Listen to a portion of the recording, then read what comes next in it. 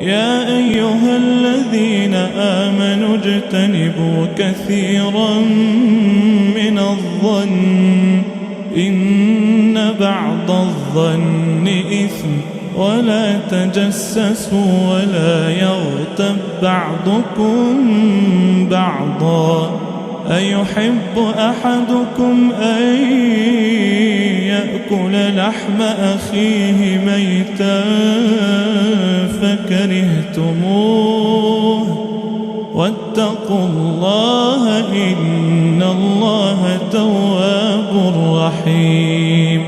يا أيها الناس إنا خلقناكم من ذكر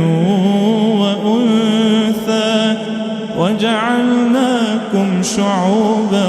وقبائل لتعارفوا